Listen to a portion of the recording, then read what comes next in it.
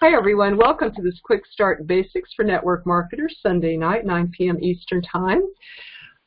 We are covering tonight core number 2, which is Be Here a Year from Now. And we are super excited to be with you tonight, have you join us and come together to learn, to equip and empower you to, and entertain and educate you on the basics of building your business. Our goal of the school is to teach you how to build a strong and profitable business. And I'd like to welcome the new members who are with us tonight. James Adcox is one of our newer members, and Shauna Bishop is also a new member. We hope that she'll probably be catching the replay due to her other commitments.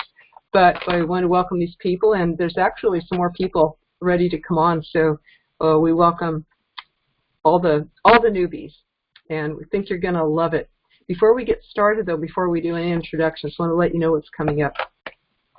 Our MLM Lunchtime Leadership Show is Monday through Friday on Facebook Live, on either Jeff's or my page or the MLM Lunchtime Leadership Show Facebook group. And this is where we cover one of the 21 Irrefutable Laws of Leadership by John Maxwell every day. Every weekday we cover one of those 21. So over a month we go over the whole book of 21. And if you are not yet a member of the Facebook group, you can go there and request membership and also get a free copy of the ebook at MLM Lunchtime Leadership Show. Tomorrow, Monday, we are covering law number 7, the law of respect. People naturally follow a leader stronger than themselves. So I love these because every day I get to refresh and review and go deeper into the 21 laws. We need them all, but yet most of us have not mastered them all yet, but I am definitely taking my steps. Helps me make me a better person too, let alone inside or outside of network marketing. So you are invited to that, and you can bring new people too. You can send your team, friends to the show. A lot of people are. It's becoming quite a popular show. It's about an eighth month now. So this is something that you can definitely invite people to. Another one that you can is our Tuesday Facebook Live. And that is on Jeff's or my page, where we teach one aspect of network marketing every week. And this coming week, if it's okay with Jeff, I had yet to okay the topic with you, but it's how to overcome fear in network marketing, a topic that a lot of people face. And in fact, I'm going to speak a little bit about that tonight too. On Wednesday night, you may know we have Leadership University, MLM Leadership University, where we cover a book of John Maxwell's, one a month. John Maxwell is the #1 leading expert of leadership in the world, the #1 expert in the world. He spoke on Eric Worre's stage this past December, and he speaks all over the world, commanding a very high price for speaking. He's been doing this 40 years. He's written 80 books. He's just incredible. This month in March, we have an open house for you guys, for everyone here in the Quick Start Basics program. You may have experienced some of it before, but some of the new people here have never been to a class before. So we want to have an open house for you. Be this Wednesday at 9 p.m. Eastern, and it's just like this format here. It's 90 minutes of the class and of the lesson. Then we turn the recording off, and then we have open coaching and takeaways and ask questions and answer period after that. The book that we're covering this month is Leadership Gold with John Maxwell. It's what he says. It's the lessons I've learned from a lifetime of leading. So this is a great compilation book.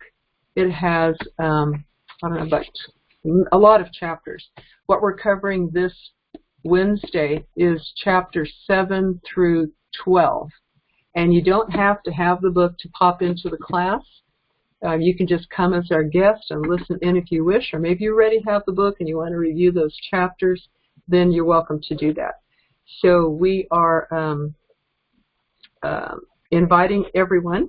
Can't bring friends to this. This is just for Quick Start Basics people. And that is, of course, this Wednesday at 9 p.m. Eastern. I'll post that. You can look at your email, by the way, for the call-in information. It's different than this one. So check your email for that call-in information. And you'll find it posted in the Facebook group, too, the invite to come here. But the call-in information is in your email. So we have a very special event coming up on May 3rd to 5th. And this is the Leadership Weekend Summit in Chicago, Illinois. It is, for some people, will be attending in person, like Jeff and me and Brandy, and other people who might be close enough to get there. But for people who are farther away and would like the online ticket, the online live streaming ticket, you can get that now. And look in the Facebook group or in the email for the link to get your ticket for that. The tickets have gone up from $20 to $25. I think are going to be till the end of March, right, Jeff? And then they're going to go up again. So you might want to grab a ticket as fast as you can. A number of your fellow students here have already grabbed their tickets, and you can be in on that too. It's going to be 3 days, a Friday evening, Saturday afternoon evening, and Sunday afternoon. And it's going to cover leadership, if I didn't say the topic already, Leadership Weekend Summit. So here we see leadership, right, for a third time coming around. Must be important in network marketing. And we're going to cover the 4 DISC personalities to understand people's languages, the 4 main personalities. Also how to become a top recruiter and lead people, and also how to become a team builder, not just bring people in, but build a team, and how to become an influencer of people, and how to consistently achieve. So that will be definitely worth catching too. The 10 core commitments, just to name them off tonight. We're doing number 2, be here a year from now, but number 1 is get started right. Number 2, be here a year from now. Number 3, personal development. 4, market daily. 5, present daily. 6, attend a weekly presentation. 7, attend a weekly core training like you're doing now. 8, attend a monthly regional. And 9, attend company conventions. And 10, have a monthly massive action plan. So that includes the mindset and the skills, the 7 skills in it. Why do we go deep? Why do we cover these again and again and then repeat them? In fact, we have a certificate level for each, a certificate for each of the 4 levels. That when you complete the 10, when you've attended or watched the replay for all 10 of the core commitments, send me a message, because we have a certificate for you to congratulate in completing that first level. Then we do level 2, then 3, and then 4. So there's a total of 4 levels in all. And we know that will get deeper and deeper in each one. But we recommend that you attend until you can teach this yourself to your team. And we dive deep into each one. People say they learn new things every single one, but we go deep. I just posted a little picture in the MLM Millionaire Club today about a guy who has a carrot. There's two rabbits standing by their crops. One is a carrot that goes very, very deep into the ground, even though it doesn't have a lot to show on top yet. And another one has a lot on top, but very little underground. When you really look and see, well, what does he really have to his credit? What's really, really there? Is it all fluff? Is it all talk? Is it all show? Is it all action or being busy without really developing a deep carrot and building that root? So this is what we're doing with the 10 core, is we're going deep, building roots. We're building deep and solid with these 10 foundational fundamentals that have been proven for decades to be your foundation in network marketing over time. Everything that you hear tonight will take you to deeper layers. Definitely want to grab a paper and pen. And for those who are brand new, you may know that Jeff has personally recruited, or you may like to hear that Jeff has personally recruited over 500 people frontline, built 2 teams of over 5,000, and his teams have produced over 10 million in sales over time. My story is that I was a full-time network marketer for years, helped me to earn raise my son as a single mom. My company went out of business. I became a body-mind therapist and trained and taught coaches for many years. And I bring that back to network marketers now to help break through any blocks, especially fears and negative beliefs, identify where you get stuck. So Jeff and I worked together. We met on Eric Worre's page, and we love working together to bring this to you. This generic training, it's all generic. We don't mention companies in here, but it is for all levels, people that are beginning or advanced, people that are focused on the product or business or both, people that are moving or stuck. All of these basics take you to the next level, whatever your next level is, and very, very exciting. Now, for those watching the replay, you may don't feel left out. Many of our members watch the replay because of time constraints or other things that they need to tend to, or other company calls. So, and some people even worry that they can't watch the whole 90 minutes or keep up every week. And I've told them it doesn't matter. Watch what you can. Yes, we give a lot, but you don't have to get it all to feel like you're successful in this school or in your business. Even if you can just watch 30 minutes out of a replay, that 30 minutes might contain $1 million idea for you. So don't worry if you can't get on. Don't worry if you can't watch all of the replays each time. Whatever that you watch is going to be valuable and probably be just what you need to hear to implement in your business. The whole key is to watch 10, 30 minutes, whatever you can in a week, maybe while you're doing other activities or driving or exercising or something like that. And just hear one item, see if you can get one thing that you can implement and put into action into your business that week. That will be a very successful week for you. We encourage you to commit to using the Facebook group as accountability. David Roeder is doing that right now, and he's posted, I'm going to be showing my business to 3 people a day. David, I haven't seen you pop on yet. There you are. Yes, David's on. Okay. So I want to acknowledge you, David. He has been posting, I will show my business, do 3 new presentations to people a day. And then what he does is he logs in under that and puts a new comment every day. He puts the date and how many people that day. And so that's his way of accountability, sort of like clocking in just like you would at a job and say, yes, I completed what I said I was going to do. Yes, I showed 3 presentations, or maybe I did 1 because some didn't show, or maybe I did 5 today. So invite everybody to be inspired by that and to use that as an example if you wish to tell the world and then use this as accountability, support people for you to help you to boost your business too. In fact, it will explode your business if you do that. So tonight anybody else? Brandy's on. Welcome.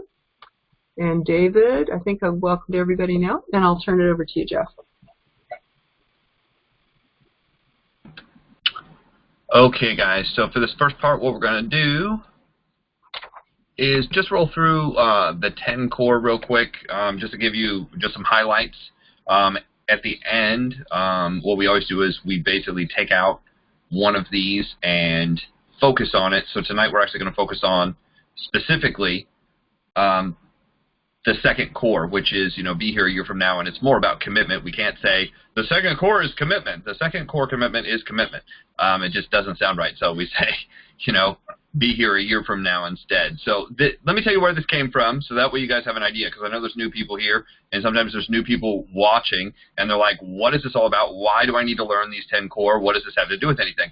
Well, there's the skill set in doing this, and then there's a process that you have to take people through, and there's a couple different things to the process, and just getting people in, yep, that's a skill all by itself, bringing people into the business. But the next part is what do you do with them, and why do you do that?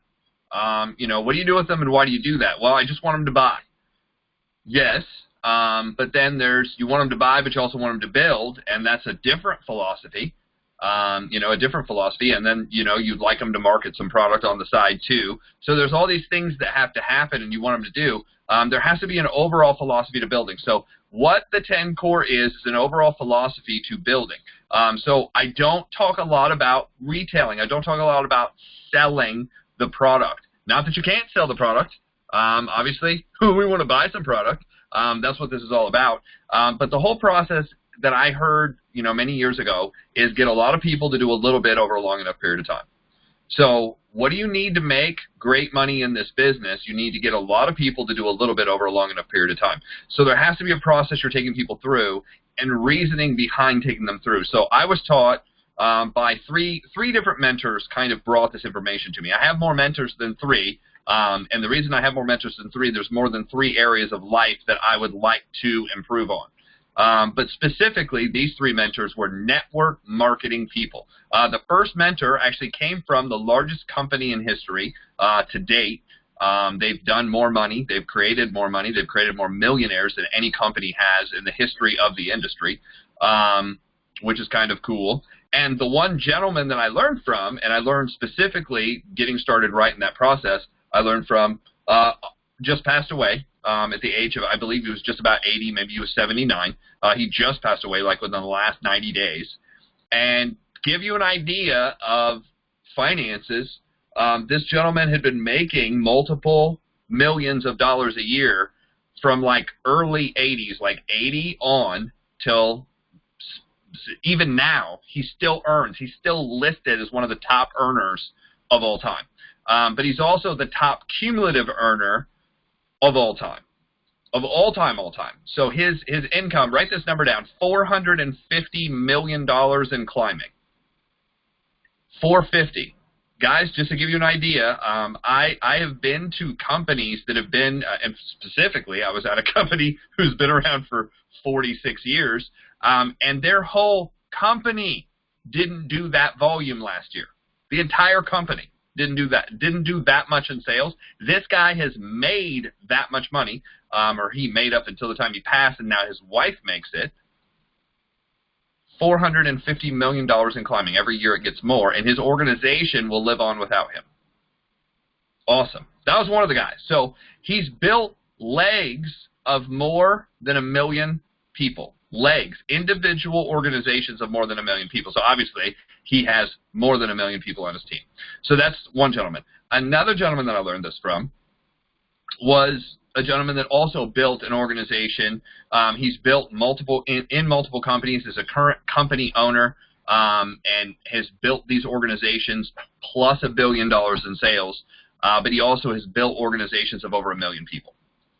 And the third gentleman that I've taken a lot from, not only has created over 100 people who have made $1 million on his team, but he's made $1 million 5 different times in 5 different companies in a span of 13 years. So if you do the math, about every 2.5 years, this gentleman got to $1 million income again, which just made me like want to punch my face, multiple times.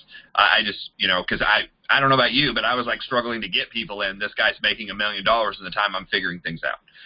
And here's the main difference with all 3 of those people. All three of these people had incredible mentorship, and somebody sat down and said, let me show you how to do this. So that's what I found, and I like that training so much that I've taken the pieces of it and basically assembled it. And when I showed it to Bess has seen, I'll give her credit, because when we sat down, she's looked at all the people's training. When I was mentioning people, she's like, oh yeah, I've seen that. Oh yeah, I've seen that. Oh yeah, I've seen that. And I've assembled, and I said, let me lay out for you what these 3 guys have given me. And she's like, that's good. Like, it's more than good. It's, after she came back, she was like, I think the stuff you have may even be better, and tell me if I'm wrong, may even be better than some of the stuff that I've seen from some of the top, and it's not me. It's not me. It's because I learned from these 3 guys, and I was good at assembling it and cutting out the stuff that was not necessary and bringing the stuff that absolutely I felt, as I went out and recruited people, that I found that people needed. So that's what we kind of broken this down to. So if you wonder where it came from, that's where it came from. That's how it was assembled. And it came to these 10 things. And these 10 things is the philosophy. It's the philosophy to build an organization. That's what it's about. It's about building an organization, and how do you build an organization, and how do you keep an organization growing. And there's levels of consciousness to this that, and I'll be real honest, there's some levels of consciousness that I haven't even gotten to yet, because I haven't built big enough to have the problem that these guys have ran through. But I've built big enough where I've had, 8,000 people on my team. As Beth said, I've recruited 500 people. So I know some stuff. I don't know everything, but I know some stuff. And I can at least get you to the point I've gotten to. And I've been able to earn over $10,000 a month doing this. I've been able to help other people earn over $10,000 a month doing this. So I know that much for sure.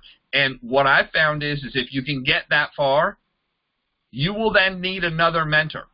That's how it works. So that's why you want to watch this over and over again. It's not just to watch it 1 time or 4 times, in a year. Okay, I've watched it for a year, I'm good. Like, I've been watching this and learning this for over a decade. And there's still levels of consciousness I don't have about it, because I haven't built big enough to see it. So with that being said, let's start out with getting started right. one of the first things that I was taught is he said, you got to get people started right. And here's how you get people started. You have to be able to have a training and get people started that's so simple that you can teach it in 45 minutes to anybody. You have to have it so simple that you can teach it in 45 minutes over the phone to somebody who doesn't know you. You have to be able to teach it to somebody right here in town. You have to be able to teach it to somebody 1,000 miles away. It has to be translatable, transferable with an 18-year-old or an 80-year-old. It has to be transferable with somebody that has a PhD and somebody that has a GED. All levels of education, all backgrounds, all age groups, it's got to be that simple. And here's what I got. And specifically, I got this from the guy that went so fast that he was able to build again and again and again. And I was like, if you've built again and again and again to $1 million, there's one thing specifically that I know you must know how to do. And I actually remember having the conversation with this guy. We were riding in the car in Indianapolis. I'd picked him up from the airport, and it was real late at night. And we were driving back and forth to try. I can't remember what we were trying to find. We had dropped somebody off, and we were driving back to the airport, honestly, where he was staying at the Crown Plaza Hotel specifically. And I said, Tim, that was his first name. Tim, you've been able to build to this. I said, there's something I'm missing, and I know I'm missing it. Like, it's really bad when you know you're missing it. Like, it's bad when you don't know. Like, I knew I was missing this. So I was like, I'm seeking the answer.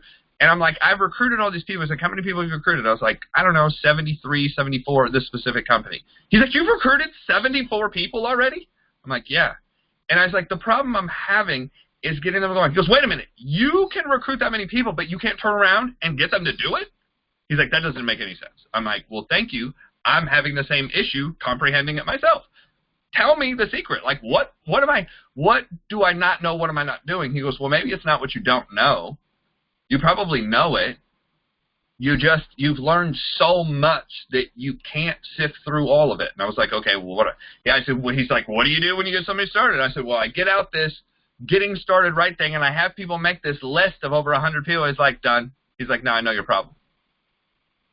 And I was like, okay. And he goes, because I was talking about, well, I sit them down and I find out what their dream is, and I want to write down all their dreams. And I don't know if you've ever heard this speech of, here's how you get somebody started, and there's like 1,800 things that you're supposed to do to get somebody started. Dave, I'm going to re-mute you because you just accidentally unmuted yourself, I'm guessing. So I'm like, yeah, I've heard that before. And he goes, too much, too long. He goes, your number one goal when you get somebody started is to help them get one person in. I was like, okay, that makes sense. And he goes, to get one person in, do you have to know all their dreams? I'm like, no. No, I guess you don't. He goes, do you have to make a list of over 100 people? I'm like, no, I guess you don't. He goes, do you have to sit with them for hours or take them to a training or get them to fill out a big form and find out all the stuff? I'm like, no, not really. He goes, all I do is I build rapport with people by asking them some questions and finding out who they are. He goes, I want to find out who they are. He goes, my goal is to build them up. I'm like, okay, that makes sense. He goes, if I build them up and they like me, then they'll take one step forward. He goes, I just need them to take one step forward. I don't need to explain the whole company. I don't need to give them every product we have. I don't need them to get them to believe in network marketing. He goes, I just want them to take one step forward. He goes, here's the step I want. I want to teach them what we say to new people. How do we contact new people? I was like, okay, that makes sense. He goes, and I only need a list of 10 people. He goes, if I'm presenting, if I talk to 10 people, I bet I can get one. And I'm like, okay, yeah. He goes, what is your ratio of recruiting people? Like, how many people do you have to physically talk to get that? I said, talk to, present to, and we kind of clarified what he meant. And I said, well, when I'm presenting, if I'm presenting maybe 4 to 6 people if I know them. If I don't know them, it's more like 10 or 12. He goes, your ratio is that high? I'm like, yeah, I mean, usually. He's like, I can't believe you haven't figured this out. So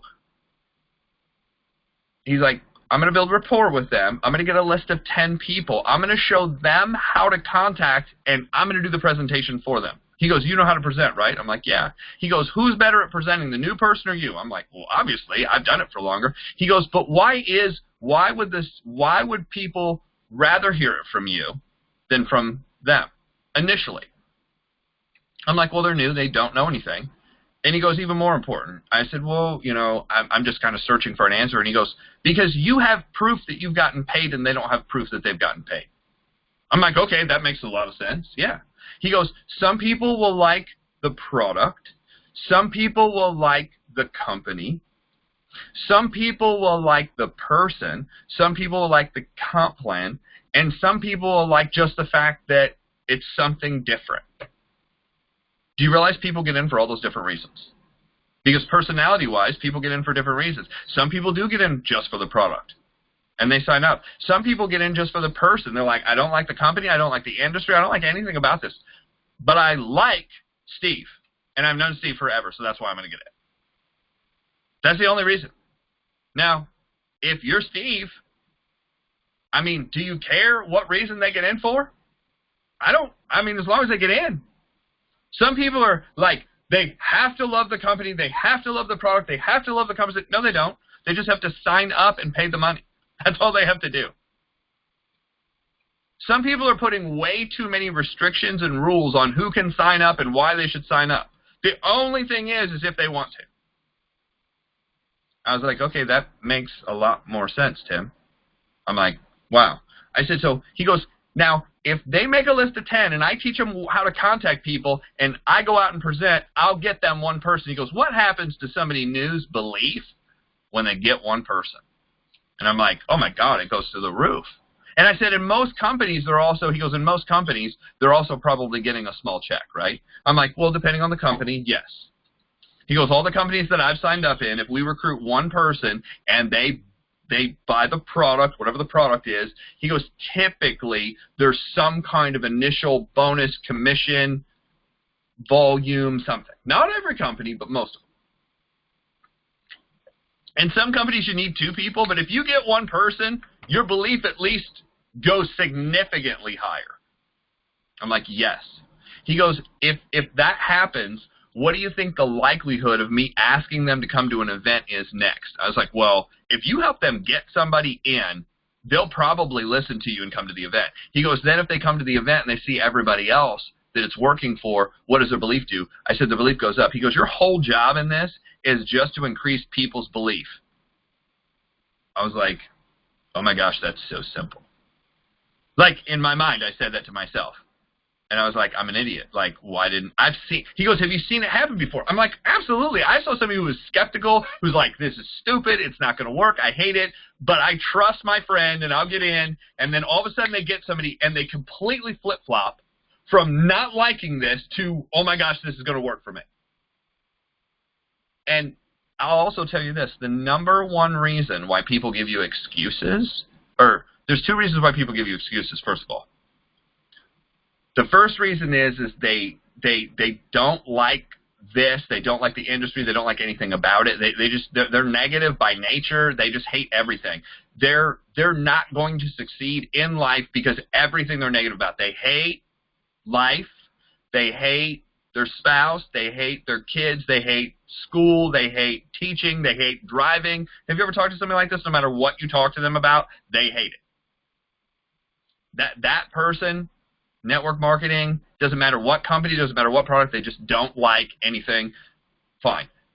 But the number one reason why somebody will give you an excuse that isn't that person who's negative to everything, the number one reason isn't because they don't think the company works, it isn't because they don't think the product works, it isn't because they don't think people make money in it, although people will give you all these excuses.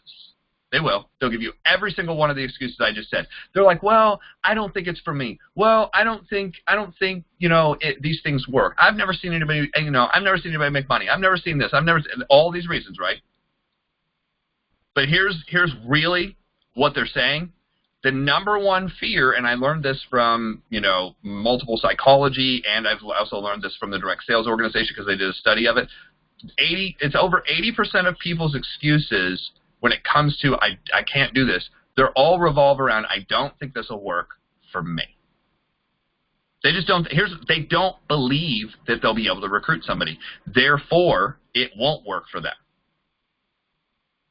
Now, why don't they believe that they can recruit somebody? Well, maybe because they failed in 4th grade English. Maybe because they failed speech class. Maybe because their parents beat them up, you know, verbally, physically. I mean, people have all kinds of horrible stuff happen to them growing up, and then that translates into their belief about doing anything later in life. They don't like change. People don't like change. Well, now I'm going to have to change. I'm going to have to be in front. Oh, that's scary. So they make up ridiculous excuses. Here's the number one excuse. When you're pressured into a decision, the first excuse that will pop in your head is, oh, I don't know if I have the time to do this. How many people, raise your hand if you've ever had somebody say, I'd never have time to do that? I'll raise both hands. You might have said that before you started. Why? I don't have time to do this. It doesn't mean I can't do it. It means I don't know how to do it, and I need more information. I'm not really sure yet. And what they're really saying is I'm not ready to sign up yet. Okay, cool. You know, you don't understand everything. You're not 100%. That's fine. No problem. They need more information, period. They need more information. Instead of pressuring them to get in, the only pressure I will ever give to anybody is to see what I do. Like, I'll put the pressure on to see what I do. Oh, okay, you can't see it today? Well, we'll talk tomorrow. Oh, you can't see it right now? We'll see it next week. Oh, you have a life event going on right now? You know, I just found out some horrible news about a friend of mine and his family situation. I mean, it's bad. It's real bad. And I was talking to him earlier today, and, I mean, it was emotional to talk to him. Now's not a good time for him. But I guarantee there's certain people who know him that would not ask the question, what's going on in life right now, and try to pitch him right now if they just got into network marketing. They're excited. And he's going to say, hey, look, now's not a good time. And they think it's them, and they think it's the company or the product. And it's not. He's in a really bad, like, he can't even listen right now to anything. Like, they got bad news. There's no information that he's going to hear right now. Why? Because of what's going on in life. And all of us have had those weeks, and some of us have had those months where no matter what comes at you, you're not going to be ready and not going to be listening. So timing is a thing. The second excuse people have is like, oh, man, like, I don't have the money for that. Now, it doesn't mean you'll never have the money. It doesn't mean they'll never have the money. But right now, physically in their pocket, they do not have the money. They're thinking in their bank account, I've got this bill, this bill, this bill. I do not have the money to get started right now. Again, raise your hand if you've ever, and, you know, I can see some of your hands. Obviously, I can't see other people's hands. Raise your hand if you've ever heard somebody say, oh, I've never had the money to do that, right? So that happens to me. It happens to the best. It happens to the best people in the industry. And I tell the story of a friend of mine who drove up in a Lamborghini wearing a $30,000 Rolex watch, flip-flops, board shorts, and a polo shirt, gets out, has Ray-Ban $100 sunglasses on. This is a friend of mine. Actually owns that car, goes in to sit down at Starbucks, does the presentation for somebody, and the guy looks right at him and says, I don't think there's any money in these things. He's like, okay, cool. You know, no problem. Hey, have a great day. Hope everything's going well. I got another appointment on the other side of town. Walks back out the door with his Rolex, gets back in a $200,000 black Lamborghini, the exact same black Lamborghini that was in the Batman movie that he drove up in, exactly the same one, convertible, yellow calipers are the brake, like, calipers, beautiful car, drives off. If people watch somebody get out of a Lamborghini and roll into Starbucks with a $30,000 Rolex on, and they look at that guy and say, look, I just don't think there's any money in this, it's not you and it's not your company. It's just they don't get it. There's certain people that you could literally drop a gold brick in their yard, and they're going to complain about the grass being dead and completely skip over the opportunity that there's $250,000 in the gold brick that just hit their ground and it's theirs. Like, they would miss any opportunity presented to them. They just don't get it. There are certain people that will never get it. There's no, you know, people ask for, and I've had people call me and they're like, well, what do I say to this guy? I'm like, there is no language that you can tell this guy. They don't get it. They won't get it. There's nothing you can do to convince this person. Move on to the next person. It's just the wrong person. That's it. It's the wrong person. Just like certain people don't like singing and can't sing. No amount of lessons is going to help them. And we've all seen that. Have you guys ever watched those shows like America's Got Talent or, you know, Europe's Got Talent or The X Factor? I love the beginning of those shows because some of those people are bad. And here's the worst part. Some people think they're good. And they get up there and they squeak and squeal and holler, and it sounds like awful, horrible, like, oh my gosh, you know. And John Maxwell actually said, he's like, I've watched those shows. He's like, what I think to myself is, don't these people have friends? Don't these people have friends? Like, isn't there somebody in their life that sits them down and is like, Jeff, we like you. We like you a lot, but we got together and you can't sing. Like, I mean, you can't. Like, there's a lot of things you're good at. I mean, you can build them up, but you can't sing. And it's unfortunate, but, you know, that's just not a skill or a talent you have. He's like, I wonder if these people have friends. So if that's the case with singing and that's the case with everything else in life, you just have to move on to somebody else, is my point. Got to get them started. Now, what do you do? I asked him this. I said, what do you do if you try to roll through somebody and they don't have 10 people? He goes, are you working with the right person? Like, if we say, hey, this is how to get a McDonald's started, you have to pay for the building. A person's like, I'm not willing to buy the building. What do you do? I was like, well, that person obviously isn't meant to own a McDonald's. He's like, exactly. He goes, so if I talk to them and I build them up and I get to know who they are and I do maybe like an agent profile like we're talking, because his question, I said, what do you ask him? And he went through it, and I was like, oh, that's similar to the agent profile that I've always done. I was like, okay, that makes sense. He goes, you ask these questions, and at the end you say, hey, look, I really want to help you do this. I can see, based on these questions, based on the stuff you just gave me, you could do this. I've met people in the industry. That's why you want to go to events, because you'll meet people that have done this, and you're like, I know somebody that has a background similar to yours, that has been through crap that you've been through, that has like the kind of job you have, that's made the kind of money you've made, that's made it to the top. It's possible that you could do it too. It's possible. So let's talk about what to say to people. And he kind of was very similar to me, and he's like, I want everybody to know what I do, because even if it's not for them, they may know of somebody who is. They may lead me to somebody. He had different verbiage, but he was basically saying the same thing that I talk about is, can you do me a huge favor? We're trying to get the word out. We want to tell you about what we're doing. So if you run into the right person, you can refer them to us.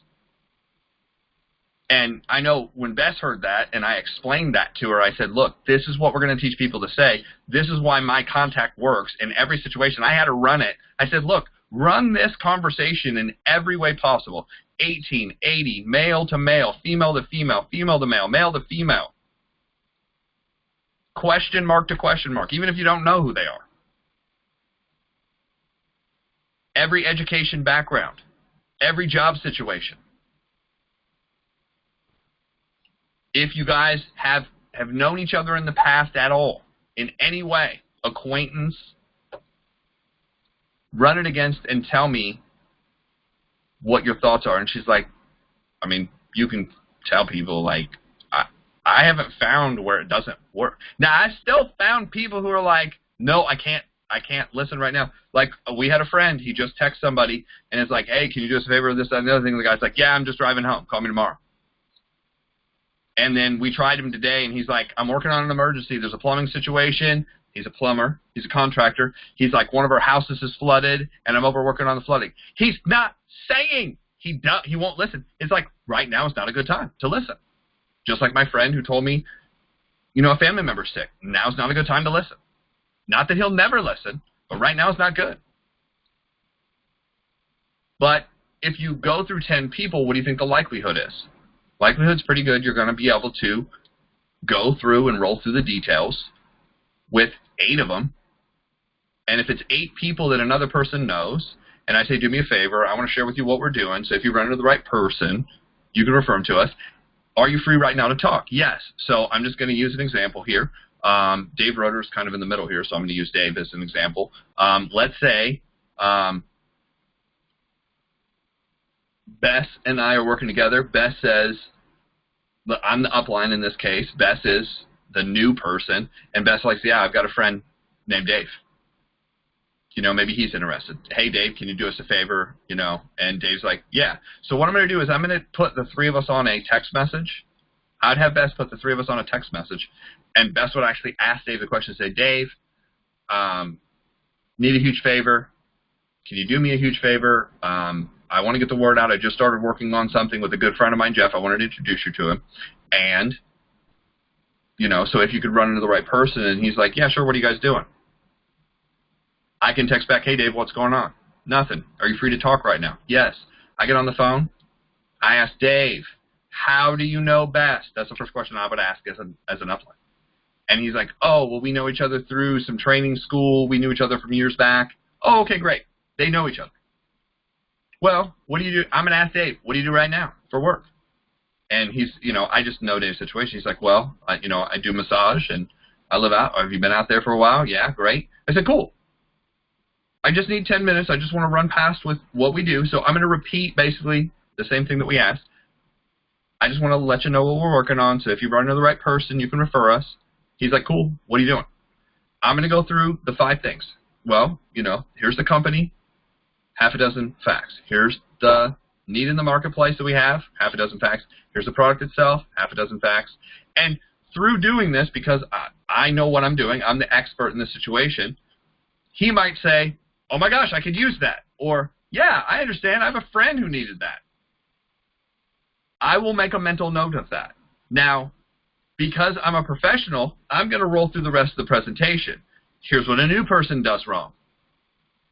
A new person hears, oh, I have a friend who could use that, and the new person diverts from the presentation and goes into a complete conversation about, oh my God, this product's the best thing in the world, and you know, I tried it, and we put it on my garage, and my garage turned into another house, and that house is more energy efficient, and it gets, it pays less taxes, and it all these things about the product, and I'm making up all of this, by the way. So the sarcasm in no product will turn a garage into a house, or make your taxes go down, or all this great stuff. But you understand, the new person completely diverted from the presentation. This wasn't about talking about the product itself. This was about the presentation. So a new person versus a professional, when they get good feedback, that was positive feedback. When they get good feedback, they're thinking, okay, I'm getting good feedback. This is a good thing. I'm going to keep going. Okay, so here's our product. Here's what it's about. Here's our compensation plan. Here's the talent and the timing. Now we close out. The closeout has to be congruent with the beginning. Congruency means it has to be the same. So if I ask for a favor in the beginning, I have to end with the same thing at the end. I ask for referrals. I got to end with that. I say, well, thank you so much, Dave, for listening to Bess and I, what we're doing, how we're doing it. Now, at the same time, if I call Dave and I know Bess is free, I'm going to put Bess on the line with me. Does this make sense? Like, she'll be part of the call. 3-way call. I'm going to tell Bess, your job is to mute your phone and listen. That's it. I don't care if Dave starts asking you questions. You're on mute. You're not answering questions. I'll run it, and if I need you, I will ask you to unmute and tell you basically what we need. But just let me roll. And she's like, okay, cool. Now, as a new person, you want to butt in. You want to say stuff. You want to do stuff. But the number one rule is if the expert's talking, you're not. You're not. Now, I watch people screw this up all the time.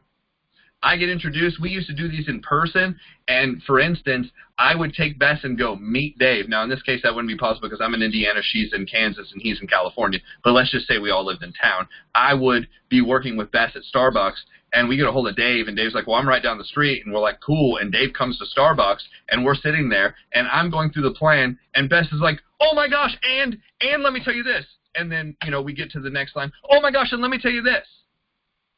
And I watch new people do this all the time because they're excited and they don't know that every time you butt in, you're basically saying the person that I'm with is really not credible and does not know what they're doing. I'm just going to talk over the top of this person the whole time. And you lose that person, you lose that recruit, and you lose that credibility. But I watch people do it all the time. Your job is to sit there and watch and learn. Listen to what's being said. Listen to how they react to stuff. Even if you don't think it's correct. It doesn't matter if you think it's correct. If you're working with an expert, they probably know more than you. Does that make sense? So I rolled to the end and I said, Dave, thanks so much for, listening to what we're doing. We're getting the word out. We appreciate it. Now that you know what we do, you could refer us. Now, here's the thing. You don't know me, you know Bess. So obviously, if you run into a referral, you're referring it to Bess, not me. Does that make sense? He's like, oh, yeah, of course. I said, now you did agree that you had a friend who might need the product. You have this. So I just have one more question. Now that you do know what we do you want more information on the product or the opportunity now that you know what we do? If he's like, yeah, actually, I do want more information because my friend could use that, do I need to go into a speech about getting started at this point? No, I just need to get him the information. Here's the thing. I just tell people, I said, look, we're not pressure people into this. I'm just going to get you the information. If you either need the product, want to sign up, or need anything, I'll get back on the phone and show you what we'll do next. He's like, yeah, cool. There's zero pressure in that. And here's the thing. There's zero pressure, but also Bess watches this and is like, wow, no pressure. Wow, positive. The thing is positive experience, positive feedback. When we send out these text messages, the amount of people who come back after we say, can you do us a favor? We're trying to get the word out. We want to tell you about what we're working on. And they go, oh, my gosh, what is it? Oh, my gosh, what are you doing? And some people have asked me, well, because of friends, they've been involved in certain things. And they're like, well, is it network marketing? Is it this? Is it that? And say, hey, I'm just going to get my friend on the phone right now. Okay? Here's the thing. Skip over whatever their possible answer or objection is, are you free to talk right now? Are you free to talk right now? Well, what company is it? Are you free to talk right now? Is it Amway? Are you free to talk right now? Is it Mary Kay? Are you free to talk right now? Is this the same person you got me on the phone with last time? Are you free to talk? Like, I know I'm saying like that. I just say, are you free to talk right now? You'd be amazed when people are like, yeah, sure, I can talk right now. What's up? Now, does it work with every single possible situation? No, but it works the majority of time. My job, if Bess is new, is to help Bess get started and roll through 10 people. If I roll through 10 people, the likelihood of me helping her find one, and here's what I look for in the new people. The person we talk to, I'll kind of find out, are they working? Do they have a job? Do they have an income? Yeah. Do they have transportation and communication? Yeah. Are they between the ages of 18 and 85? Yeah. Meaning, are they old enough to sign up? Yeah. Okay. What is the rest of their family situation? I'm probably going to learn that in conversation of either Bess and or Dave telling me. So now if I pitch the business and Bess puts me on the phone with 10 people who are unemployed, 10 people who don't have their own car, 10 people who do not have any career at all, they don't have a job, they're not doing anything, and some of us know people like that, I'm gonna pick up two things. Who has Bess been hanging out with? What does her circle look like? Did she put me on the phone testing me out to see if I knew what I was doing, how the process would work? Did she put me on the phone with great people? So here's what I tell people, is put me on the phone with the best possible people you can, because that's who I'm going to relate to, and we're probably going to do better with people who make better money. Because the person, watch this, the person who makes the most money is the most likely to refer you. And the person who makes the least money is the least likely to refer you. Why do you think that is? Because people who make good money will respect and understand that maybe they'll get a referral back if they're in a business of referring. And a person who doesn't make any money at all has no interest but self, usually. Broke people usually are interested in themselves. They start out every conversation, my situation is, it's always about them, in general. Well, I just can't do this. I just can't sponsor. I can't refer. I don't know anybody. There you go again. I. Me. So that's getting started people right. We want to roll through 10 people. Let's say you don't have an upline. You don't have me doing this for you. You're going to do it on your own. Then your job to get started all over again from scratch, if you're starting right now, is number one, is you need to make a decision that the philosophy that we're going to talk about here is going to work for you no matter what. And it's worked for over 1 million people. It's worked for my friend Tim in 5 different companies, 5 different times to $1 million. It's worked for the #1 money earner in the history of the industry that's made $450 million. It's worked for him too. And it's worked for his organization. So I can tell you this stuff works. But getting people started right, that's the first thing. The second thing we're going to talk about here in a little bit, which is being a year from now and the commitment you need to make. And the reason why you need to make this commitment. I'm going to go into a little bit of psychology depth of why you need to make that commitment to be around because everybody's a little bit different. The third is personal development. I've heard many times inside of direct sales, inside of network marketing, that we are nothing but a personal development industry wrapped around companies. Really, it's about developing people. That's what it's really about. And training people and making people better. And that, across the board, no matter what company it is, that's what we're really about. 4 is you want to be able to market daily. You want to market daily. Now, market daily, you want to bring, watch this, you want to be telling people about what you do, but you also want to be meeting somebody new to bring them onto your list. I heard this kid this weekend, it's really funny. He's like, if you roll through 100 people real fast, but nobody ever taught you how to bring a new 100 people into your friends list, then what happens is you're just running down your list until it gets to 0, and then you're stuck.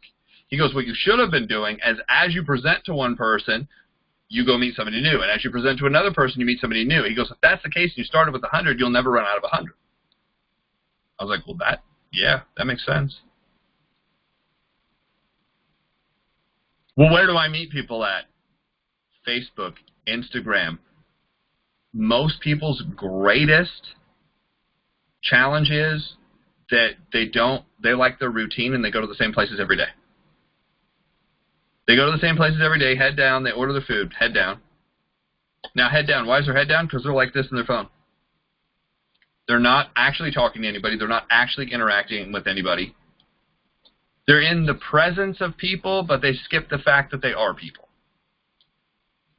So that's 4 is market daily. 5 is present daily. We have a whole class on that, so we'll talk about that later.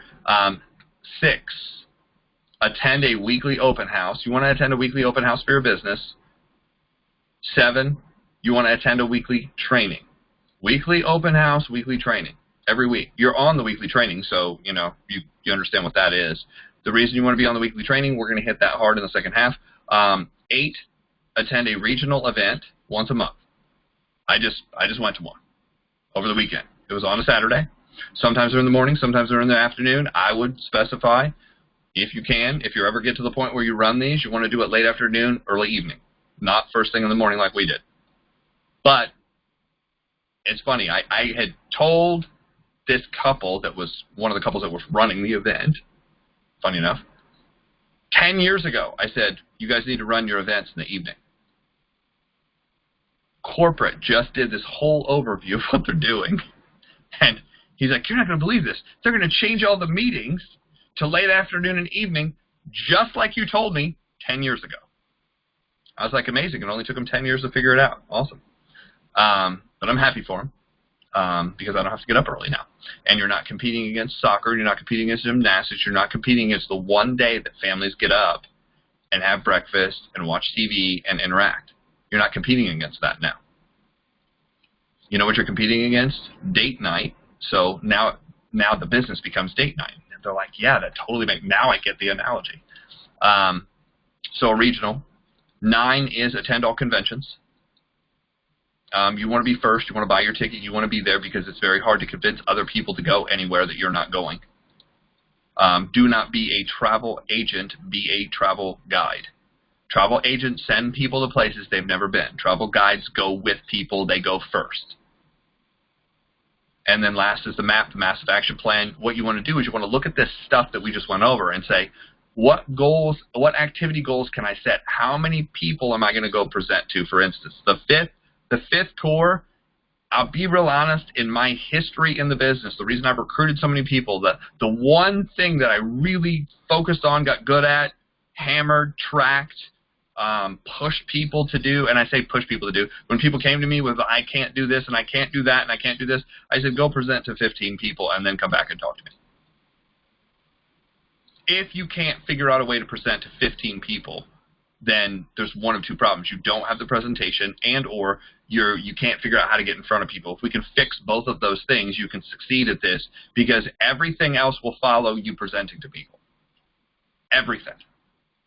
And somebody who is physically unwilling to present to people will be exactly where they're at right now, 10 years from now, 5 years from now, 100 conferences from now. If you fail to present to people, you will not succeed in this industry financially. Now, you might succeed through relationships and might meet great people and might feel better and might have great products and all that, but financially, it'll be very hard for you to build anything significant without presenting. So that's what I have for the first part, and we're a little over the time that I wanted to go, but I'm going to turn this back over to Bess. And do we need to cover anything else before we get into the second part? Am I muted? Okay, thanks. Yeah. Okay, thanks, Jeff. I got different angles to some of this stuff tonight, and I really appreciate that. Different tips. I would like to welcome Lisa Roush and Doris Haskins, who just joined us a little bit ago. And James is not getting a video screen. It says waiting for presenter to share screen, but I'm assuming that you've turned on everything to share screens, right, Jeff? So, James, what I could suggest is, did you click the video icon in the upper left of that little control panel? If your video is on, maybe you want to click the upper left video icon just to the right of the phone icon and see if that works. So let us message us there in the chat box if it doesn't. So that's the best I know. Is anybody else having trouble seeing the screen? Just type a note in the chat box there, because you must be on video for that. I love about half you guys are here on video, and I just love that you are, because we like to see you. So I do have quite a bit about commitment. Shall I share this now, or shall I wait till you've shared, Jeff? I mean, it's up to you if you want to start out and start the process. Okay, I can start something. Okay, it kind of follows what you were talking about, the favor script, because I have coached people that they have the favor script, and guess what? They're still scared to talk to people, even with that. So we troubleshooted why, and in my coaching, I like to ask certain questions, and so I asked, you know, the person recently that I was coaching, and this not just anybody that you know, but actually this happens quite a bit. What I do is I ask people with the favor script, well, what do you, they say, I'm scared to ask people because I'm scared that my friends will say no. When I ask them, would you do me a favor? Believe it or not. And I believe that, well, if they're really a friend and they know you and they're curious and they want to know what you do.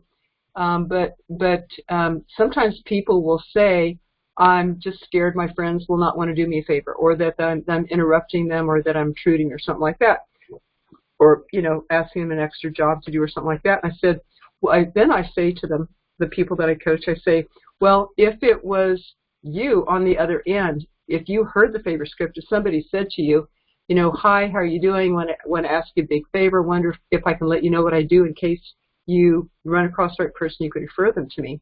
What would you say? And she said, oh, of course I'd say yes. So then I say, well, either you have one-sided friendships to where you're the only one who would do a favor, or you're mistaken about your friends. And the people always say, okay, I think I'm mistaken, because I do have good friends. So, if they stand in their shoes, then they get to see how it feels that person, maybe that person really would. And some people say, well, I can't show my product to people. Nobody wants to see my product, or they've already been, approached by the people or whatever. And then I ask them to remember, well, how were you when you were first approached to look at this product? Did you jump at it right away? She goes, no.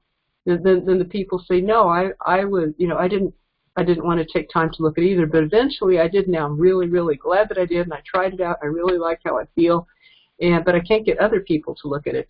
So I said, well, you can understand where they're coming from, but the favor script really does bypass all that, because it's not about them looking at your product.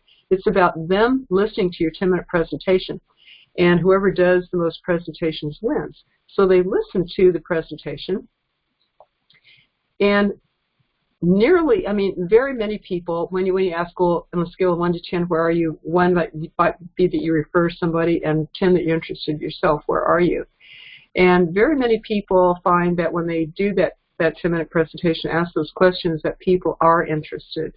So that is where they had a chance to get their interest whetted.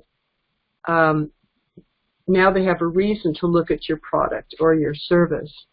So whereas before they wouldn't, when you say, hey, you want to look at my thing, you know, what I've got, and they don't have a reason for it. They don't have a reason to look at it.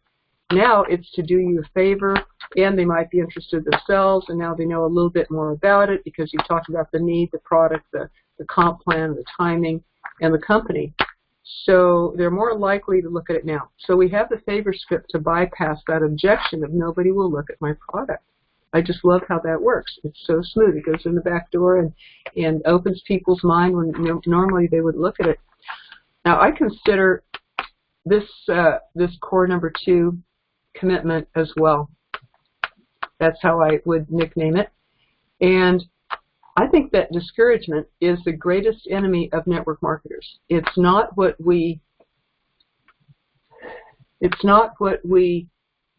courage is not the absence of fear. It's what we do in the face of fear. And I'll tell you, sometimes I have been so scared to move forward that I was inwardly just shaking. And I thought, it's okay. Let me move forward anyway. Shaking, it's all right.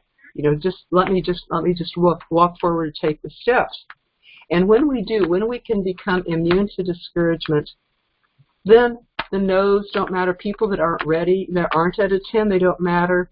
Even people that don't show up, we become immune to that. We become immune to upline's negativity, the gossip that can go around in network marketing, jealousies. We can become immune to your downline being slow or going through sleepy periods. You can become immune to company changes or even scandals that happen. These are all things that can knock network marketers out, so they won't be here a year from now. It's said that a setback is a setup for a comeback. You like that? I do. A setback is a setup for a comeback. And even an arrow, before it can shoot forward, needs to be drawn back before it can be released and go forward. So as long as we're, you know, it's okay to take a step back. We might be taking 2 steps forward. And I like what Randy Pausch said at his last lecture. He said, now the brick walls are there for a reason. The brick walls are not there to keep us out. They're there to give us a chance to show how badly we want something. Because the brick walls are there to stop the people who don't want it badly enough. They're there to stop the other people. I like that a lot. The challenges are there to screen out who really, really wants to do this business. It's almost like we have to earn this business by earning our way past the challenges and past the setbacks. It isn't just for everybody. You have to earn it, right? Or else everybody would be, you know, top earners in network marketing if it was easy.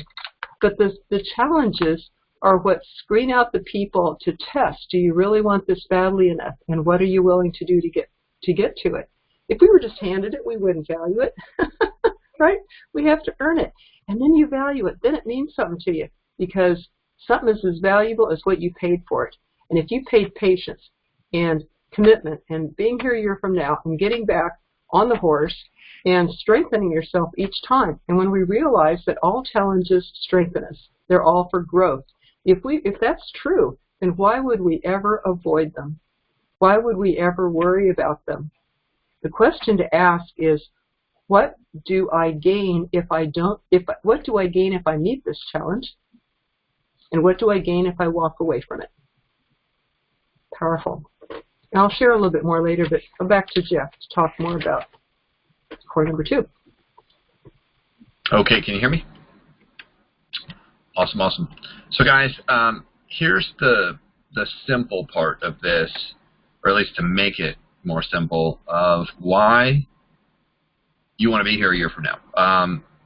And I heard this a long time ago, and I've heard it in many different speeches, many different ways, but unconscious incompetence. Basically, you don't know what you don't know. You start out and you don't know that you don't know things. Like when I first started, I didn't know that there was a process of recruiting. I thought, well, I just talk to people. Well, that's part of it, but did you know that there are better ways to contact people?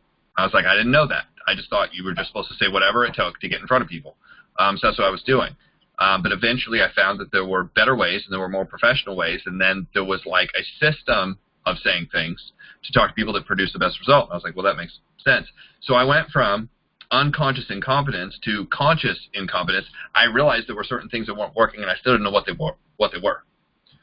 So I went from, specifically, you are aware of the skill and lack of your proficiency. So you're unaware of the skill. I was unaware that there was a skill, and I was unaware that I could be proficient at a skill I didn't know about. I didn't know that. That's unconscious incompetence. When you become consciously incompetent, it changes from you are aware of the skill, but you're still not good at it. So I found that certain leaders were using these words, and I wrote them down, and now I know what they are, but I still wasn't good at using them because I had all this other stuff in my life that was messed up. Then you go to conscious competence.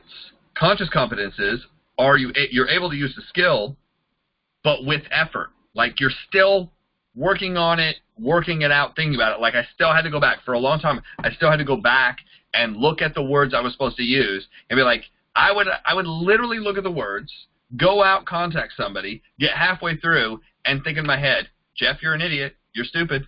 I can't believe you'd say that. Why did you say that? You shouldn't have said that. You should have said this. You read it. Are you incapable of reading something and turning around? Like I was beating myself up consistently. Why? Because I was self-conscious of who I was. I wasn't okay. I wasn't okay with who I was. I wasn't okay to mess up. I couldn't laugh at myself. I was very critical. I was very negative. I was very demanding. And a lot of times I heard certain people who were critical of me growing up in my head. I don't know if you ever have those conversations and you hear those people still say that. See, I told you that's what you do. Like I could still hear mom saying it. I could still hear a grandparent. I could still hear teachers that said that kind of stuff growing up. So I beat myself up a lot. So part of this is just be like, you're going to learn it, and it's okay to mess it all up. And I heard that a lot starting out, but here's the reason why it's okay to mess up. You can mess up everybody you've talked to so far and still succeed. Here's why we know that. It's because of the population. So if you're in the United States, specifically, I know a lot of people on here are from the United States. We have people, I think, in 6 or 7 different countries now, Bess. I think it's 7. So there are people outside the United States, or 8, I don't know. There's a lot. But here's what I know, is if you're inside the United States, there's about 350 million people in the United States. About 27% of them are under the age of 27, or 27, under the age of 18. 27% are under the age of 18. So that cuts it down considerable, about 100-some million, 125 million. Another 25 are incapable of mental capacity to be in business. So that leaves about 200 million people. Also, there's a certain number of people turning 18 every single year. So there's a new group of people every year that turn 18 that could get in and do this. Now, I just this weekend sat down and sat in front of a kid that basically got involved in the industry at 23 years old and made 6 figures in 5 months. It was not a normal story at all. He actually has been listening to personal development since he was 16. He's actually been using the product that he is now selling since he was 16. His dad had signed up, started using the product, got his kid to use the product at 16. He's used the product at 16. So he's 26 now. So he almost had a decade of experience both with the product and he started in sales. Now, this is kind of a crazy story, but it kind of relates to this of conscious, subconscious, knowing what to do. At 15, he doesn't have any money. His parents really don't have a lot of money. His favorite drink, and I remember this years ago, Mountain Dew Blue came out, Code Blue came out. Now, what's really crazy is if you understand the medical meaning of Code Blue, it's even worse. Like, that just kind of hit me. The medical meaning of Code Blue is not good, by the way, but it's called Code Blue. So he bought a case. He got a case from, they went to Sam's Club or something. He got a case. He drank them, and he had a couple in his bag, and his friends asked him, they're like, hey, I want one too. And he's like, well, I only have a couple. I'm not giving them to you. And they're like, well, we'll pay for them. And he said, what? We'll pay for them. We'll give you $2. So he made $2. Well, he did the math. Like, he wasn't in math class, but he's like, the first time that math actually applied to me, he goes, I did the math on it, and I was like, I could go back. If I sold X number of these tomorrow, I could ask my mom to go back to Sam's, buy another case. And then I could go back and buy another case, and then I'd go back and buy another case. By the end of, like, the second week of him figuring this out, he started profiting. I mean, this makes me sick almost. He was profiting over $100 a day cash as a 15-year-old. Eventually, he realized in the small town that he was in, the school that he went to, he was making as much as some of the teachers were after taxes. Because some of the high school teachers, you start out at like $27,000, $28,000. If you do the math on that, that's just a little over $2,000 a month that they take taxes out. They take, you know, state tax and federal tax and FICA and all these different things out of your taxes. He actually was making more take-home money than his teacher at 15. At 16, he kept doing it. At 17, he kept doing it. At 18, he graduated. The first 4 years, he said the first $75,000 this kid ever made in his life was in high school. It was all cash. He goes, so the first lesson that I learned is opportunity is everywhere. He goes, the second lesson I learned is when I turned 18 and I graduated, I realized really quickly supply and demand. I still had supply, but I had no more demand. I couldn't, like, sign back up. I was already a senior. I can't go back to high school. So it's like, now where am I going to go and how am I going to get this done? So he signed up in a direct sales company. It was a marketing company that was very, very, very aggressive. It was sales. And here's what the kid had to do. At 18 years old, he had to make 1,000 calls a week. That's what it required. He had to start out with a list of 300 names and numbers, put them into their database, and then all the kids that quit, which was basically 99.9% of all the people they hire, quit, and all those numbers are sitting in the database now. So when he ran through his list, he then had to call everybody else's list that had canceled, and he had to set up appointments. Not only did you have to make 1,000 calls a week, but you had to do a certain number of appointments every week to stay with them. If not, they basically said, sayonara, you're done. They started not real early in the morning, but pretty early, and they worked into the evening. It was like 12-hour days. Until you had made your calls, you couldn't go home. Until you had set your appointments, you couldn't go home. Then you set your appointments. As soon as you're done with your appointments, you had to come back and make calls. They did that 6, sometimes 7 days a week. So that's what his education was from 18 to into his 19. And then his parents finally convinced him to sign up for school because he's like, okay, I can get out of doing some of this now. But he was still selling. He had sold, watch this, by the time he was 21, he had already sold $1 million in product.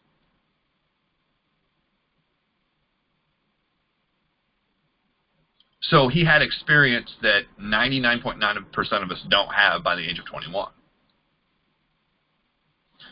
At the end of 21, right when he was turning 22, he got involved in another vitamin network marketing company. He left the company he was at, got into this vitamin company, and just when it started to take off, he had finally kind of figured it out. He had made $500 4 months. Like he said, he made $500, like $550, $1,300. He just hit $2,000, and the FTC came in and closed his company because that company wasn't abiding by the rules of the game. So then he was like, okay, I'm broke. This is not working. Had to go get a real job. Got a real job. Got a real job, was working to pay for all this debt and all this other stuff that he had done, and was going to school and got a call from a network marketer from his dad's friend that had signed up his dad when he was 15. So the 15, 16, 17, 18, 19, 20, 21, 22, 23. 9 years later. 9 years later, this guy calls and says, what is your son doing now? He's like, well, he's in school. He just was in that company. He's like, I thought he was in that company that closed down. He's like, give me his number. Let me talk to him. It's obvious your kid's going to be in sales. It's obvious your kid's probably going to be in direct sales because, like, once you get this in your blood, it's hard to get away from. He's like, it's obvious he's going to do it. At least let him work with me because I will train him right and he'll actually make money. And his dad's like, yeah, I think that's a good idea. Gave him his number, sat down and called him and said, look, the millennials of today are looking for work. Did you know like almost 50% of millennials between the ages of 18 and 29 live at home with their parents? Almost 50% now. They're in debt. They're in trouble. A lot of them are lost. But he said also, it's also the largest generation. Statistically, number of people. Sorry, so statistically, it's the largest group of people. So obviously, you're going to have a lot of people not doing anything, but you also have a lot of people who are hustling and doing something. And this gentleman sat down with this kid and said, look, you've basically been trained up until this point on some things to do. There's some things you're missing. If I can train you and you can use me as backup, get in this with me, and we'll target the millennial movement, and we'll make this happen. And this kid was like, okay. Now, here's the funny thing. If this kid had not committed to the first company and committed to the second company and stayed around the training and stayed around to know what to do, when the right thing came along, would he have succeeded in this company if he didn't have that sales experience, if he hadn't gone through those setbacks, if he hadn't heard all that? Would he have succeeded when he signed up at 23? The answer is no, not a chance in the world. But because he had that training, because he went through all those people, because he had figured this out, because he didn't know what he didn't know when he got in, and then he learned certain skills, like he learned how to get on the phone, he learned how to manage his time, he learned how to prioritize, he learned how to push when the push was right, he learned a presentation inside and out. Because he learned these different things, guess what happened? When the timing was right, he said it was like magic. He went from never making more than $2,000 in a month in network marketing to 10 grand in 30 days. Is that normal? That's not normal. Guys, his story was not normal at all. But is it possible? Yes, because he had this training. And what I can tell you is I sat in meetings like this. I sat on trainings, not just like this because we didn't have webinars, but I went to physical events. I listened to phone calls with people who talked kind of like I did, or I am. And they would tell, it's the subconscious, unconscious. I've heard that so many times, like, and I had to look it up just to remember how to spell it. Like, that's how not smart I am in certain things. I was like, how do you spell unconscious, subconscious, incompetent? I was like, I'm incompetent about spelling incompetent. I'm like, that's how incompetent. I'm like, I need to find this. I'm subconsciously incompetent about spelling it. So I need to look it up. So I went and looked it up, and I found this really cool graphic of it. So I saved it on my phone. So I went from unconsciously incompetent to consciously incompetent, just like he did. He didn't know what he didn't know, and then all of a sudden it started working. He was consciously competent, and then he became subconsciously competent. He goes, by the time I got to this last company and we took off and we were going to do it so fast, he goes, I didn't have to think what step to go next. I already knew. The first thing you do is make the list. The second thing you do is this. He goes, I had to learn a new presentation. Think about this. He had to learn a new presentation and give it simultaneously. Not once, but they were trying to, this is insane. They were trying to present 10 times a day. They figured to get this rolling at the speed they needed to roll, because the company was offering, this one particular company that it's no longer offering it, so you don't call me and be like, I want to sign up for that too. They were offering this bonus that if you hit this level, you got a $50,000 bonus. And these two kids, him and his friend who sat down to look at this, they had 5 months to figure it out. They had 5 months to hit it, and they hit it in 5 months. And they figured to hit it that fast, to have the numbers in place, they would have to create so much momentum that people were like, well, of course this works, and this has to work. So you talk about going, they said, well, how fast is the fastest we've ever gone? And they said, we need to go faster than that. How do we go faster than that? We're going to have to go at a speed and a rate of 10 presentations a day minimum. Not one day, but day after day after day. That was their goal. At least 10 people seeing the presentation every day. Not sending out messages, not text messaging people, not, hey, it'd be nice if we could get together tomorrow, like right now, right now, right now. And they were willing to work 12, 15-hour days. And they pulled it off in 5 months. Now, here's the interesting thing. He still went to school. He still had a job. And he was doing that many presentations. Now, just because of what I learned, I was like, well, that wouldn't be physically possible. Listen to this. It wouldn't be physically possible to do that with a list you already have. I said they would have had to have done leads. He goes, well, we lived in Carolina, him and his friend, but the teams they built were Seattle and California. It was lead driven. So what they figured out how to do is their schedule, they got off, work at 5, 6 o'clock, and they had from 6 o'clock till midnight, but you can't call people in Charlotte or, Carolinas after 9 o'clock. So what they realized is they had to call 3-hour difference. So they called locally for 3 hours, and then they went to the other coast, and all of a sudden it was 6 o'clock again, and they called from 6 to 9 o'clock, which was really 9 o'clock to midnight their time. And he's like, and we got less sleep. He's like, I don't know what else to tell you. He goes, I gave up sleep to make up time to make money. He goes, most people aren't willing to do that. He's like, that's why they don't make 6 figures so fast. Can you still make 6 figures not doing that? Of course. Maybe you don't want to call 3 hours. Maybe you don't want to do that many presentations. Maybe you're not willing to do all that. He goes, I was in debt. He goes, I felt like I'd lost so much time. I had to do this right now. Now, I'm giving you one story of one kid in the entire 350 million people. This one kid and his friend did this. Now, it's not the first time I've ever heard anybody do this, but it was an extreme of there's very few people who have ever done that time frame.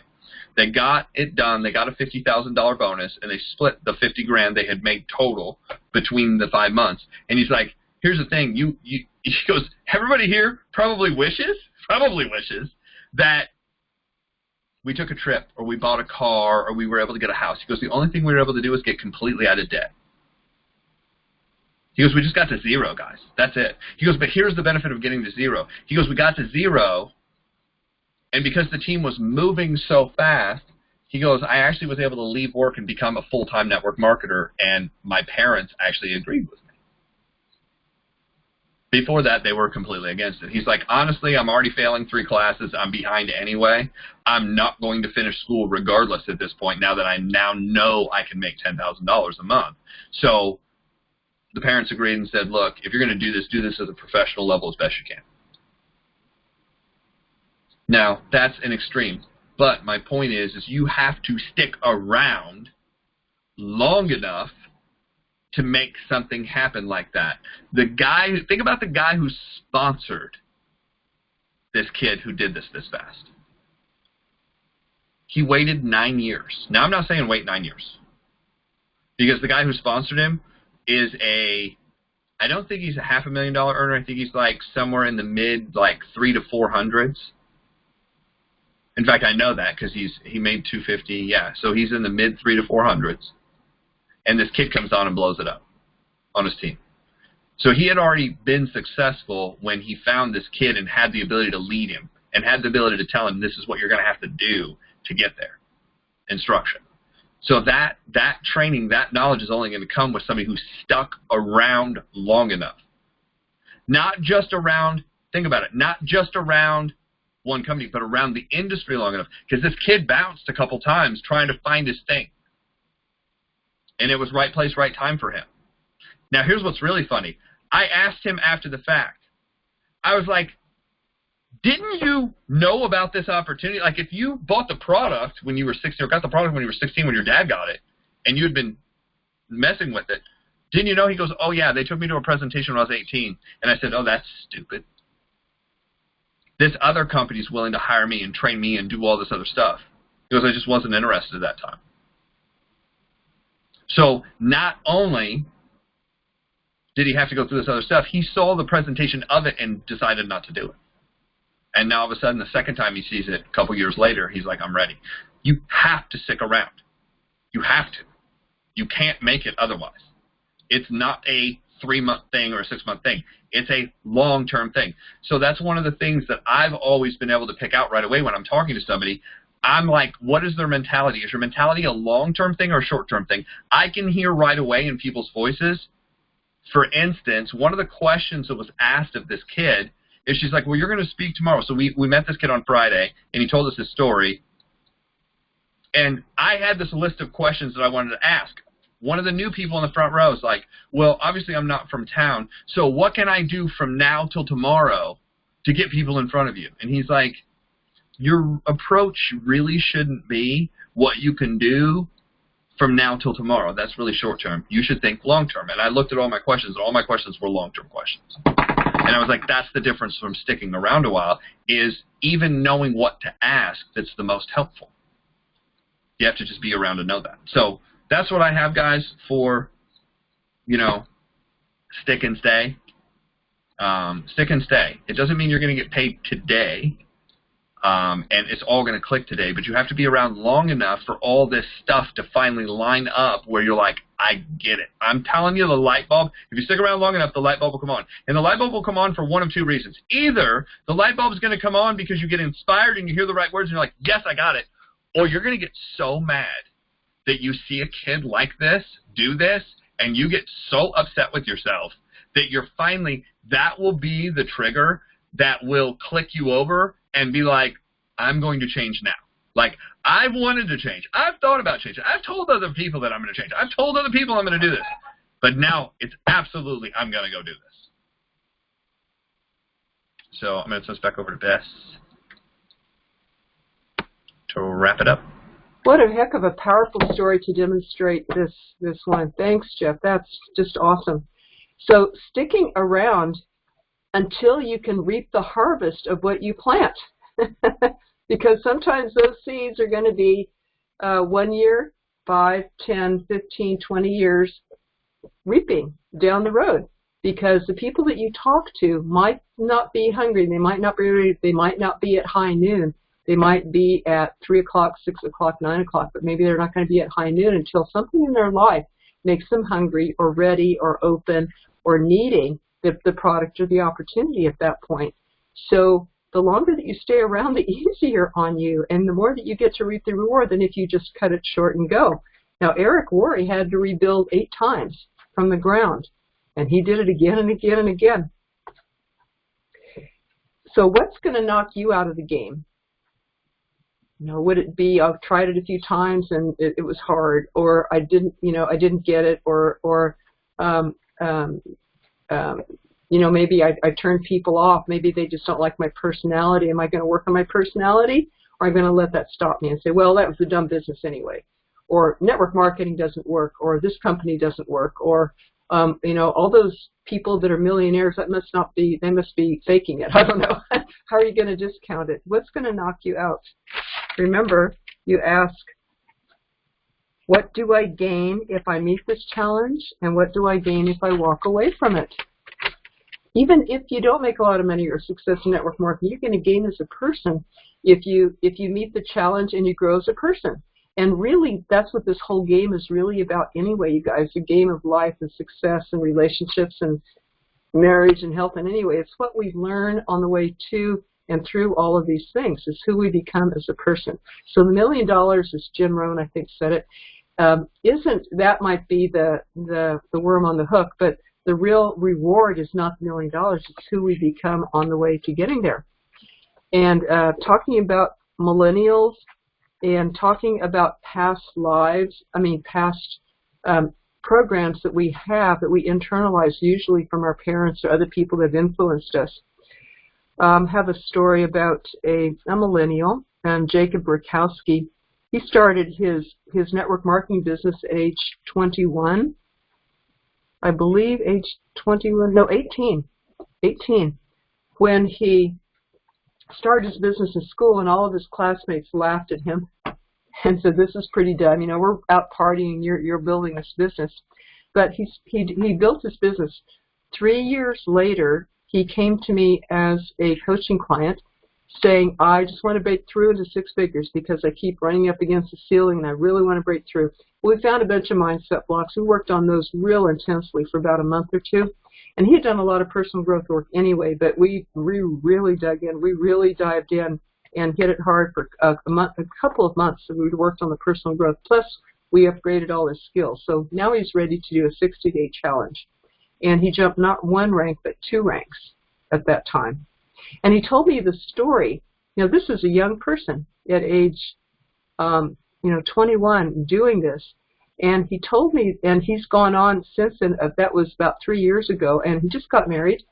and to a wonderful lady. And in the meantime, he's been traveling the world. He has always posts pictures of inspiration and motivation, spiritual insights all over the world that he's gone. So he's having the time of his life. And I remember he told me that he wanted to build his network marketing business in time before he started family, not start his family and be doing both at the same time. He wanted everything in place so that, he'd have, when he met the girl, everything would be in place. He'd have the house and everything. And he bought a house at, I think, about age 21. But he wanted to be available for his family and not be busy really growing the business at that time. So he's prepared himself very nicely at a very young age. But he told me the story of how he got into it. And this is about not letting discouragement or your inner voices or someone else stop you. So he was 18. He goes to a network marketing meeting. But his father said, are you going to go to that thing? And he said, yeah. And he said, don't go to that thing. He said, if you go to that thing, do not sign up. Do not sign up no matter what you do. So Jacob comes home from that. And he goes, well, did you sign up? And Jacob goes, yep. And he goes, oh, God. He goes, okay, when's the next meeting? Tomorrow night. He goes, okay, I'm going to go with you and get your money back for you. So his father goes with him, ends up signing up. So Jacob sponsors his father, who became very successful too, and so, it became a family thing. So what he did is he did not he followed his inner guidance, his inner intuition, and even though his dad told him not to, even though your dad may have told you don't do this, don't do a risky thing. We have these internal voices that you can't do this. Who are you? Who do you think you are? I can't do that. So we have these internal voices that can discourage us, can hold us back. But this young man had enough inner confidence to follow that over following his father and ended up winning his father over. So you too can do that to your inner voices. You can gradually get them on board with you so that you do not get discouraged by your own programming and by your own past. A couple quick tips. Remember your why. When you look at this, be here a year from now, remember why you got in. And it could be simple, but keep that in front of you, whether it's your vision or perhaps even a picture. Some people put a picture of their kids in front of the phone as they are set up in front of their desk as they make their calls, and that's their why. And be consistent. Check the 10 core. Which ones are you good at? Which ones are you weak at? A chain is only as strong as its weakest link, so see what you can strengthen in your 10 core. Remember that enduring setbacks, quote by Nitin Noria, Dean of Harvard Business School, says, enduring setbacks while maintaining the ability to show others the way to go forward is the true test of leadership. Okay, I wanted to welcome Jim Bailey, who came on, and I guess we can open it up now for people, for open coaching. Okay, guys, we appreciate everybody for jumping on. What I'm going to do is stop the recording at this point and open it up.